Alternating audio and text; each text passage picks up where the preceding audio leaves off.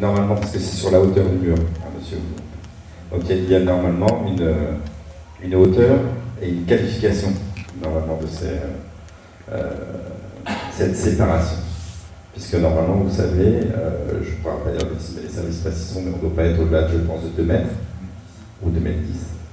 Et par ailleurs, on a une difficulté, puisqu'en fait, normalement, il devait être complètement ajouré. Avec éventuellement un mur bahut. Alors, il y a une disposition un peu particulière, et je pense qu'on va se diriger vers là. En tout cas, moi, je vais m'engager en tant qu'élu.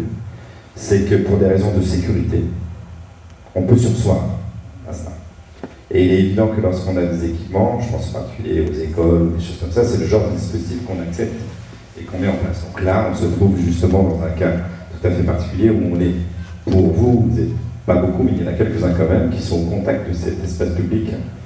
Donc on ira vers une solution, bien sûr, où, alors sur la hauteur, je pense qu'on ne pourra pas aller au-delà, malheureusement, de ce qui nous est autorisé, donc 2010, et sur, je dirais, la qualité de ce que peut être la séparation entre... Alors, on n'est pas sur rue, là, donc c'est des séparations mitoyennes, donc ça va être... voilà, on regarde, on va le finir, mais en tout cas pour des raisons de sécurité, on acceptera que ce sera autre chose que du grillage, très clairement.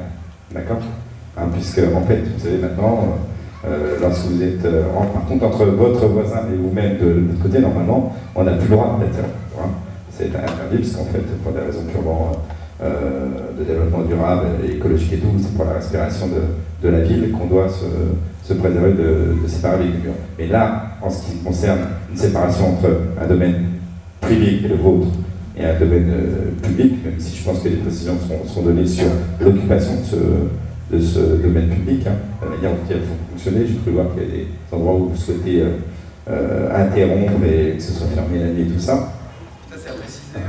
Enfin, je ne sais pas, mais j'ai cru voir quand même sur les schémas. Donc, en tout cas, que voilà, on veillera à ce que cet aspect sécurité entre les parties privées et publiques puisse être traité en respectant le PLU, mais à la fois cet aspect de sécurité qui permettra justement sur la qualité de la séparation de faire quelque chose qui puisse vous sécuriser. Voilà, tout à fait. Et je répondrai juste sur à la question de Madame Neveu. Moi-même, j'avais plutôt l'idée de pouvoir faire respirer les rues éventuellement sur le cimetière, mais il se trouve que malheureusement, on est sur une allée du cimetière sur laquelle on a les têtes des tombes qui sont complètement le long du mur. La démarche a été faite, vous êtes renseigné. Oui, et du coup, c'est vrai que si on avait été avec une vue qui aurait pu faire respirer sur un cimetière, c'est joli, parce que le cimetière, hein. Il y en a qu'on visite à Paris de manière régulière. Mais là, oui, il y aura peut-être une difficulté sur en fait qu'on a les pieds de tombe qui sont le long du mur. Et donc, du coup, on va se retrouver avec d'autres pierres tombales si on ouvre. Après, c'est vers la discussion. Hein, mais...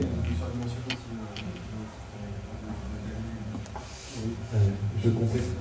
Dans un premier temps, la question des murs, évidemment, on a préparé le terrain d'ores et déjà pour que les murs qui sont montés soient des murs pleins, puisqu'on a préparé les fondations, puisqu'il ne s'agit plus d'aller creuser. Donc, on a anticipé cet aspect-là. Et on verra avec chacun d'entre vous, chacun des voisins, quel mur on montera dans le respect de la réglementation. S'agissant de l'espace, de la sécurité, que l'espace puisse être fermé, ouvert et fermé, c'est-à-dire ouvert le matin, fermé le soir, effectivement, dans le projet,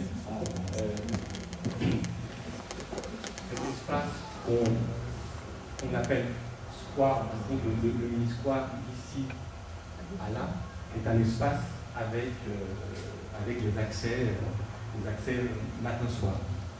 C'est ce qui est envisagé. Par contre, évidemment, le parking est un parking qui peut être accessible 24 heures.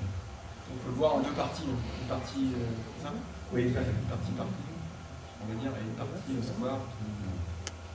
Ça. Mais sur la partie sur les aspects épaisseur et puis. Oui, la dalle, en fait, c'est une dalle béton qui va être posée sur le terrain tel que vous voyez actuellement, sans le parterre, vous voyez très bien sur la rue d'Industrie. Donc la dalle va être coulée là-dessus. La nappe phréatique, alors il y a deux niveaux de nappe. Il y a une nappe perchée qui est environ à 2 mètres, 2,50 m sous le terrain, qui est une nappe qui n'est pas en communication avec un réseau hydraulique complexe, et vous avez environ à 8 mètres. C'est une constance sur tout au mai. Là, une nappe qui est une nappe exploitée et une nappe phréatique au sens propre du terme. Donc là, il n'y a plus de contact possible puisqu'on a une dalle béton ferraillée étanche. Qui plus est, cette dalle va être étanchée pour permettre les travaux d'aménagement qu'on vient de vous expliquer.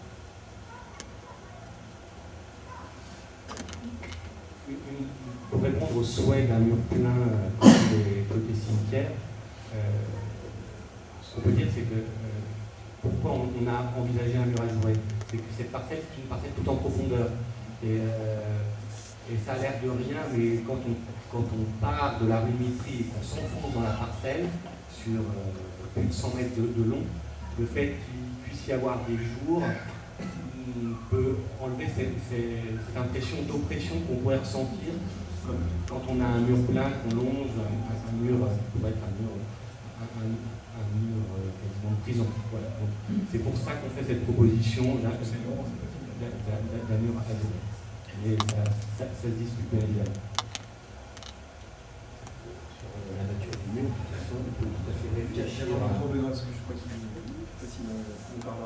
la nature du mur, on peut tout à fait effectivement réfléchir à la dimension des ouvertures. Alors effectivement, il y a la position des tombes, donc on ne fera pas d'ouverture aux endroits où il y a les tombes. Voilà. Et si effectivement on s'aperçoit que c'est absolument pas possible, on pourra trouver d'autres artifices d'habillage de murs, soit réguliers ou irréguliers, jouer avec des plantations, jouer avec des habillages. C'est ce que je veux dire. Casser la linéarité de ce environnement. C'était une proposition. Maintenant, il faut qu'on travaille concrètement sur. Oui. Est-ce que je vois que vous avez prévu comme une bande de végétaux devant? Voilà, ça d'utilisation. On a quand même effectivement prévu une bande ici, voilà, pour pouvoir mettre des plantations et pouvoir habiller, faire un premier plan de notre environnement. Je vais juste peut-être terminer sur la question du vélo qui a été posée tout à l'heure. On n'est pas dans un itinéraire cyclable avec une piste cyclable. Donc effectivement, ça peut être emprunté par les vélos, mais c'est plus un cheminement piéton, voilà, sur lequel on se déplace, les vélos peuvent passer, mais plutôt à pied. Voilà, c'est plutôt envisagé comme ça. De toute façon, c'est un petit espace, on traverse quand même un square. C'est pas une bande roulante au sens où. Et puis on a des questions d'emprise où on est quand même assez limité en. Après, on trouvera des dispositions. On a des dispositifs, en fait, ça passe. J'ai déjà